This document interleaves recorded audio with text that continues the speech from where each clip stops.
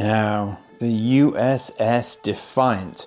I've just cut straight to the chase here because I'm a bit giddy about having this one in my possession. Ironically, I actually have 3 of these in my possession, but that's another story. So, Star Trek USS Defiant, NX-74205. This box, in and of itself, has immediately intrigued me as to its timing, because it's describing the ship as a Valiant class prototype destroyer. Now, in a sort of official canon, the Defiant is actually really an escort vessel, but also the Defiant is Defiant class. It's not Valiant class, but I believe that at one point, early doors, the USS Defiant was going to be called the USS Valiant, but somebody then woke up to the fact that they had a USS Voyager currently in play, so actually maybe having 2 starships beginning with a "the" would be a bit rubbish, so they called it the Defiant instead. And the Defiant was the trial ship of its class of ship, therefore it is the Defiant class. And then, as you can see, it never actually, I don't think it ever got, apart possibly from when it got replaced, it always had an NX prefix, not an NCC prefix, and NX denotes that it's an experimental ship. And the Defiant was very experimental. If you're not familiar with the lore behind the Defiant, the first thing that immediately struck me the first time I saw it, and I just heard these rumours of it, because at the time I was corresponding with someone in the US, and they told me that this new ship was going to be in Star Trek Deep Space Nine. I was like, well, what new ship? And it was like, they said, well, it's going to be like a warship. And I was like, what do you mean it's going to be a warship? Like, the Federation doesn't do warships. So the Defiant was produced in response to Wolf 359 and the threat of the Borg. But it has a few teeny tiny teething problems in that it kept on threatening to blow itself up on a regular basis, because it has a warp core that is sort of rated for a ship about 10 times its size, basically. So it is massively overpowered, and it has some kick-ass weaponry, and it can go very, very quickly when it wants to, but in going very, very quickly, it tends to want to shake itself to pieces. So what happened was that Benjamin Sisko was involved with the creation of the Defiant as a class of ship. And although it was mothballed because it was having these difficulties with its power systems, he persuaded Starfleet to let him have it for Deep Space Nine to assist in the station's defense and to go into hostile space and investigate the Dominion. And because of the latter, the Romulans gave it a cloaking device. So not only was it a Federation warship, which was a contradiction in terms to start with, it also got to borrow a cloak. So it was lethal and it could cloak. So birds of prey, beware, because this was at least on a par, if not beyond. And it could pack photon torpedoes and quantum torpedoes. And it had pulse phaser cannons here on the front. So it could fire forwards with 4 separate pulse phasers, drawing hilarious amounts of power from this oversized warp core. So again, it was unusual in the sense that it had to be aiming, it had to be pointed at what it was shooting, and it had to lead fire, because unlike phaser strips, it couldn't really target. So it just had to sort of fire ahead of where they were going to be. But it did have some more conventional phasers on the top and the bottom as well, and it had an aft torpedo launcher. And it also got ablative armour later, I think. I don't think it originally had ablative armour, but it had ablative armour added to it. So all in all, it was a kick-bottom little ship. But this just really intrigued me, because calling it a Valiant-class prototype destroyer was probably correct at the point when they were putting this box together, but it wasn't canon in the series, you know, by the time it actually entered the series. So really sort of fascinating to see that. And I was lucky to get this box, because I got this box very late in the day after I'd already got a loose Defiant. So I was really, really lucky to get a box. So you don't see Defiants all that often. So I've not even looked at the back of this box myself already. But as you can see, it's got a really nice display stand, which you'll see shortly. standard sort of sound activating buttons on the top deck there.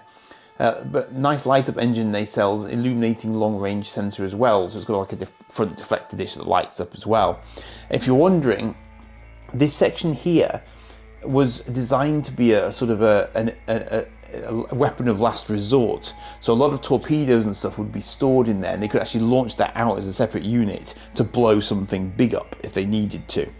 So this will be really interesting. Yes, this is what I thought. Starfleet Headquarters Experimental Starship Database. Starship USS Defiant NX-74205, Class Valiant. Assignment Deep Space Nine. Crew complement classified, well, actually about 40. Not much more than that, because this has no play schools in it. It's got no science labs. This is purely a warship. You get bunk beds on this ship because it's a naval type ship, you know, it's not fancy. Weaponry classified but kicks bottom. Shield strength also classified but really good basically. The USS Defiant was originally designed as the prototype for a new class of destroyers that would defend the Federation from the Borg. With the Borg threat temporarily lessened, not sure why, the Defiant was assigned to Deep Space Nine. Its new mission to defend the Alpha Quadrant from a Jem'Hadar invasion. It is commonly known that the Romulan Empire agreed to install a cloaking device aboard out of mutual interest. Phaser power has been doubled by running the plasma conduit through the primary phaser coupling. This has the ancillary effect of increasing warp drive efficiency by 30%. All further information regarding this starship remains classified. Now, what's the year on this?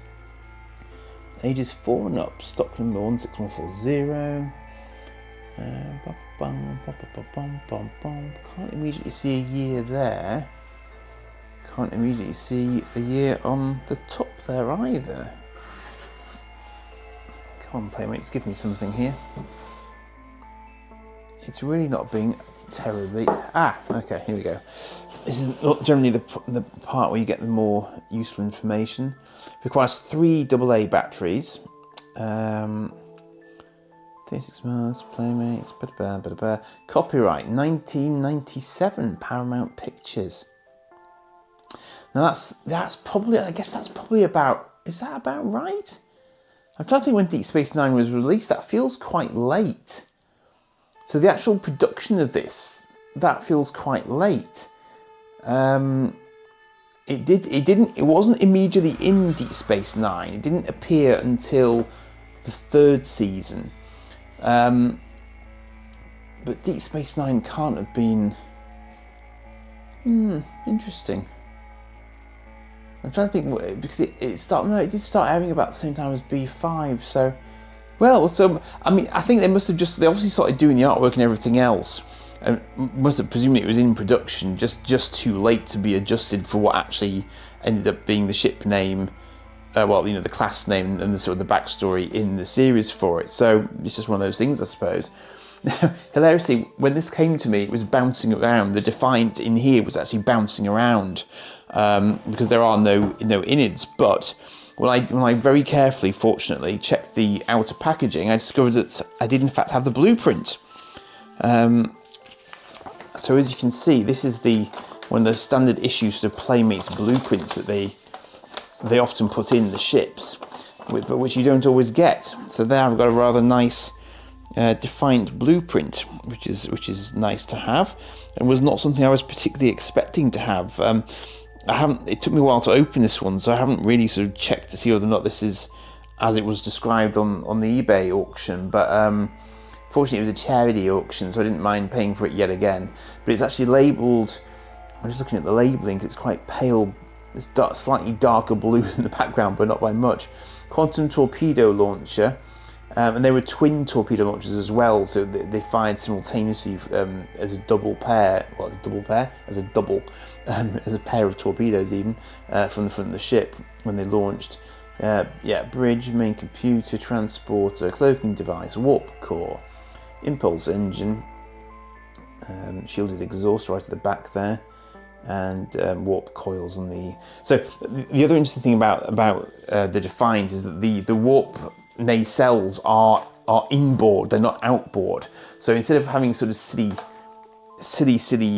stalks that can get taken out by the enemy, with nacelles on the end. The nacelles are built into the ship effectively, so they're much better protected. And apparently it was only 30 meters tall, so it was a really thin profile when it was flying straight at you. And there's just the sort of there's a various sort of instruction sheet there. So it took quite a lot of stickers. Now this is actually the one that did come in the box that I've just shown you. And actually this one is arguably it's probably better than the one I picked up from Redditch, in the sense that its stickers are much neater, and it is fully working. So I will now do what I normally do and kill off my lights here, because the electronics are happily working. And I really like this. I think this is a great little toy, because the Defiant to me was, I could never quite decide whether I liked it or hated it. It was a very Marmite kind of starship. It was kind of, because it looks so different to the Enterprise. And I just thought, what have you done here, guys? But the whole point is it's supposed to be different, because its raison d'etre is completely different to a normal starship ship. That's the whole point. So, you know, you got to move past that. Let's have a listen to these sound effects and look at the lights. I just hold it like this, I think. Is that? Yeah.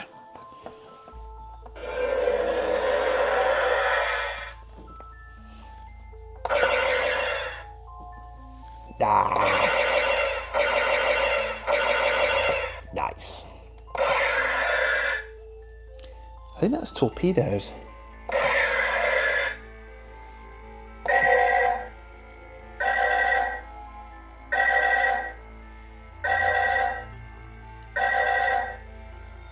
Red alert lasts for a while, but that's not those aren't the only lights though, because it's also lighting up at the back. I could be fibbing. I thought it lit up at the back. Oh no, I'm wrong, it doesn't. I really thought it lit up at the back.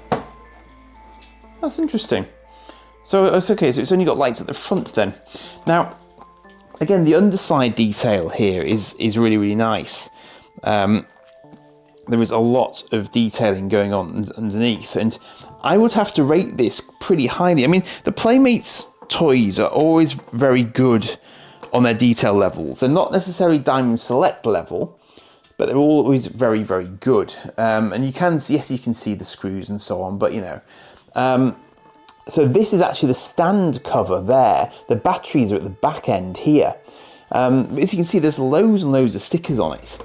It's very, very well detailed if the stickers have been applied well. And it's just a strangely beautiful little, well, it's not so little, of course, as Worf would say, but it's a good, once you get used to it as a concept, I actually think it's one of the better ships out there from the Star Trek range. Now, it's got this funny little quirk, because its nose moves up and down for no apparent reason that I'm aware of. I don't think it's listed as a feature on the box of anything that it's supposed to do. But, yeah, I just like it. I do really, really like it. And I was amazed when I got the first one of these, because I had no idea that anyone had done a Defiant. Because Diamond Select didn't cover the Defiant. So this Playmates Defiant is the only large toy Defiant you can actually get your hands on that I'm aware of.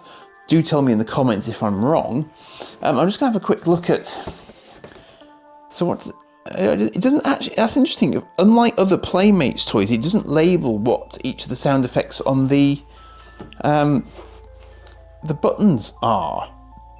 Oh, actually, no, sorry, that is a play feature. It says pivot long-range sensors to scan for enemy vessels. So you might have seen this when I showed you the box before, but it does say here, it does point that out, and it says pivot long-range sensor to scan for enemy vessels. So that apparently is supposed to be a long-range sensor. So press the buttons to hear USS Defiant sound effects, engine nacelles, and okay, yeah, so we know all that. So we've got cloaking device, photon torpedoes, phasers, and red alert. So the first one must be the cloak. Yeah, okay. Very cool. Very cool. I don't know what made me think that those lights, these engines at the back were going to light up. they're definitely not, and they do seem to be quite sort of blanked off. So I don't think they do. But I was just impressed that both in the sort of the nacelles and the long range sensor, but it's actually a navigational deflector, I think. I was just impressed that all of them lit up, because again, that I thought was quite impressive. But it is, of course, quite a late Playmates toy, this one. 97's fairly late on in their run. So if you'd like to see one in the stand, here's one I prepared earlier. I didn't even need to edit the video to do that, because of course I have more than one of these. So this one came to me from Reddit already on its display stand. So as you can see, you know, it gets a good lift off the ground there. This one looks like it's been in battle for a little bit longer, it has to be said.